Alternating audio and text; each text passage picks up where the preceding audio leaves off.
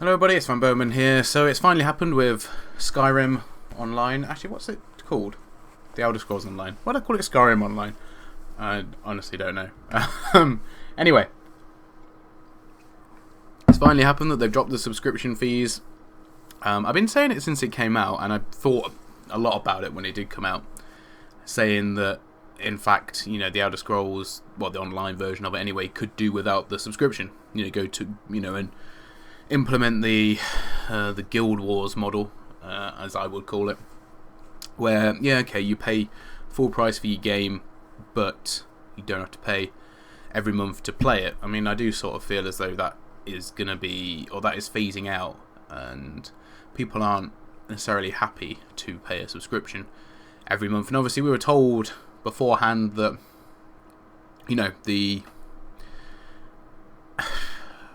there's been times where we've been told that the subscription fees needed, to keep the servers up and to have them maintained properly, the security, etc. Which, I can understand a while back, that would be a thing of consideration. But so many games are online now and incorporate so many of the same sort of principles. I know that an MMO has, potentially hundreds of players playing at the same time.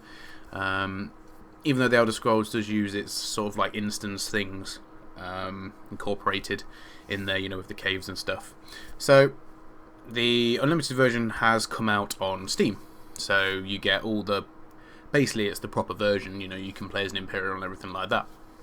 It is £50, which would make it nearly $70. Probably is actually $70 in America, and that for me is too high. I think the game has been out long enough that you don't need to release it at that price. I mean, yes, you are actually getting a fair amount of content for that. I'd probably maybe put it back to about 40. I think, that's a reasonable price, considering, the added stuff you're getting over someone that, might have bought the game previously and then had to buy the add-on to play as the Imperial. I think I literally just have the base version of it. But it is something that I'll be getting back into now the subscription fee has been dropped. I wouldn't, if I didn't have it already, I wouldn't go out and pay £50. I'd wait until it went on sale and then pick it up. It is worth playing, but it is nothing like a substitute for the lack of a a single player Elder Scrolls since Skyrim. Goodness me, too many mistakes in this video. And you've got to really draw out the good bits in the game and try to let some of the bad bits go. It is a matter of, I think only people that enjoy the universe, enjoy the lore of the Elder Scrolls can appreciate the online game for what it is.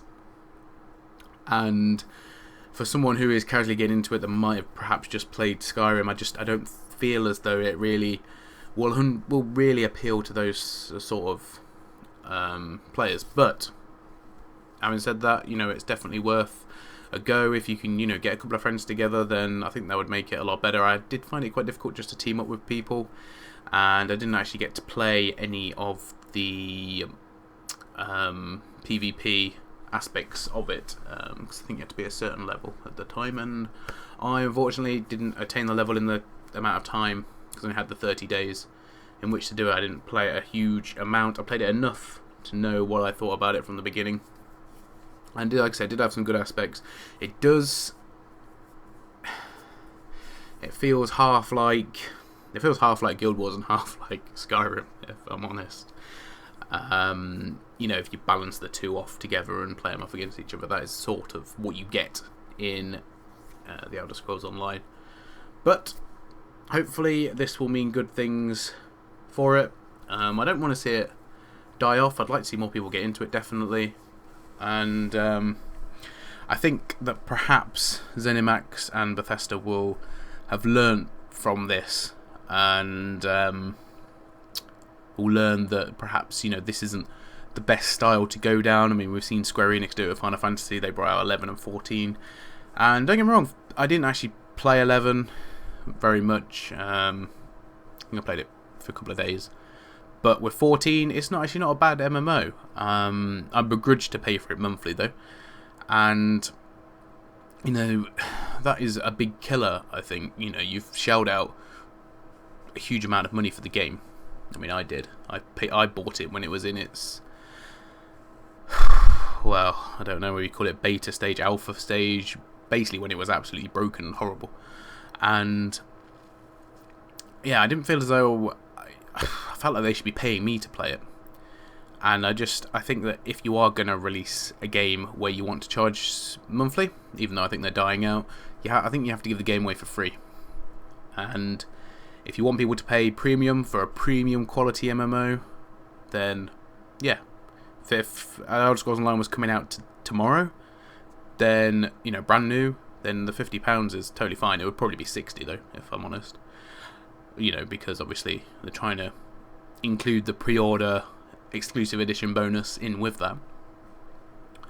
But then obviously don't charge the subscription fee and, have the income come from,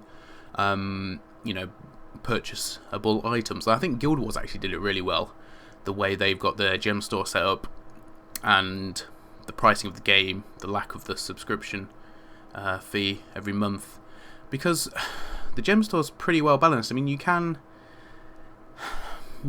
directly change those gems into gold, but for the amount it's costing, you'd have to put in a stupid amount of money to get enough gold to really be worth one of the high level items. It does make things easier to value as well, because you actually have a real world currency in which to trade off against it. If something is, I can't remember now exactly, but if something was 5 gold, that might be 50 gems. Was that 500 gems? I don't remember. At one point anyway. So 500 gems is 5 gold, and something's going to cost you 500 gold. That would be 5,000 gems, and 1,000 gems is £10. So that item is worth £50, and that sort of gives you a sense of value as well in your own development of the game. Because if you set out something you can work to, then you've made something that's worth a decent amount of real life money. So anyway, I'm digressing slightly here, but I just wanted to make that point and say that you can balance it out effectively. Don't get me wrong, Guild Wars doesn't do everything right, but I think that, and hopefully they don't, but should they decide to make a second Elder Scrolls Online or another thing around that they will take the good bits that other companies have done and try to incorporate that in a bit more. But having said that, about the game, I have heard that the PvP is pretty good, or the world versus world as I know it from Guild Wars. So yeah, definitely worth checking out. Sorry the video's been so long. Just wanted to make the point and say that I'm glad that it's finally gone subscriptionless, or free subscription, I don't know. Anyway, thank you for watching, and I'll see you all very soon.